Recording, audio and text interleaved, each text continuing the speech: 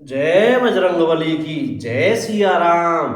जैसे ही राम जी ने कहा सुग्रीव से कि तुम वही उपाय करो जिससे सीता जी की खबर मिले, इस प्रकार बातचीत हो ही रही थी कि वानरों के झुंड आ गए।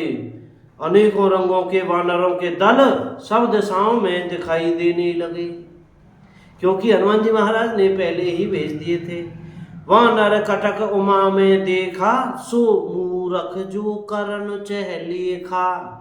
शिव जी कहते हैं, हे उमा, वानरों की वह सेना मैंने देखी थी, उसकी जो गिनती करना चाहे वह महान मूर्ख है।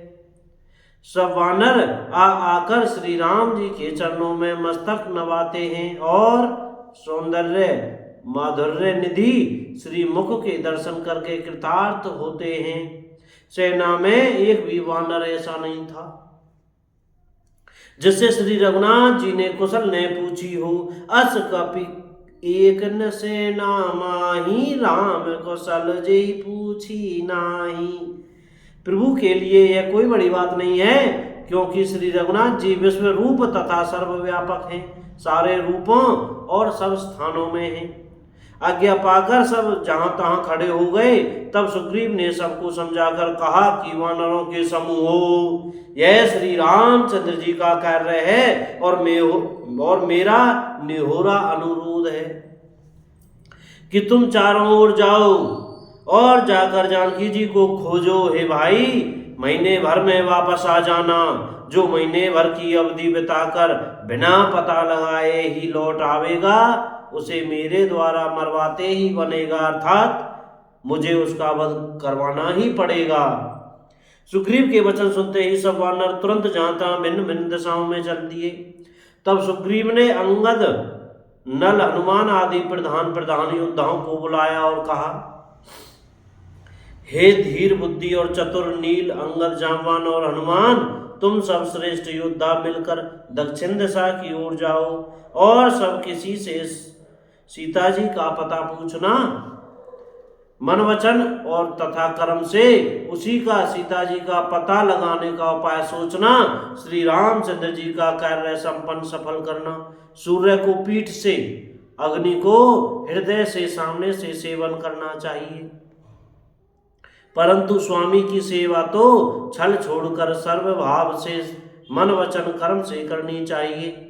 माया विषयों की ममता आसक्ति को छोड़कर परलोक का सेवन भगवान के दिव्य धाम की प्राप्ति के लिए भगवत सेवा रूप साधन करना चाहिए, जिससे भव जन्म मरण से उत्पन्न सारे शोक मिट जाएं।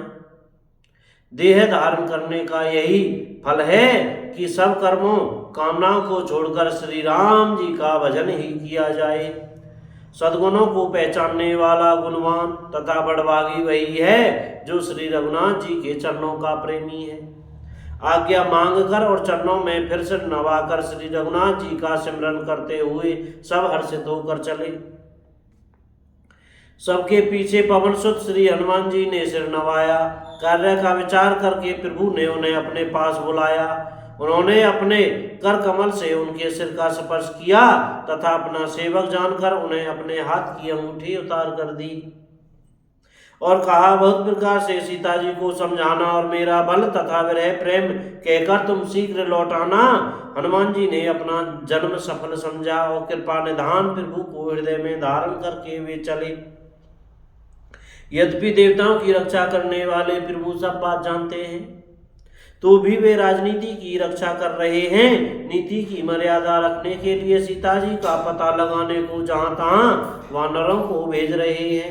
बोलो राजा रामचंद्र की जय। अयोध्या धाम की जय हो। चमेली वन धाम की जय। श्री हनुमान जी महाराज की जय। वृंदावन धाम की जय।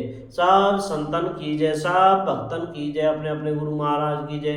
जय जय श्री राधे श्याम सीताराम। भैया बोलने में, पढ़ने में, कहने में, सुनने में हमसे कोई गलती हो गई हो तो कृपया क्षमा करते रहिएगा और मुख से सीताराम सीताराम, राधे श्याम बोलते रहिएगा। भैया, यह संवाद श्री रामचरितमानस किष्किंधा कांड से था। आज यहीं विश्राम करते हैं। सीताराम।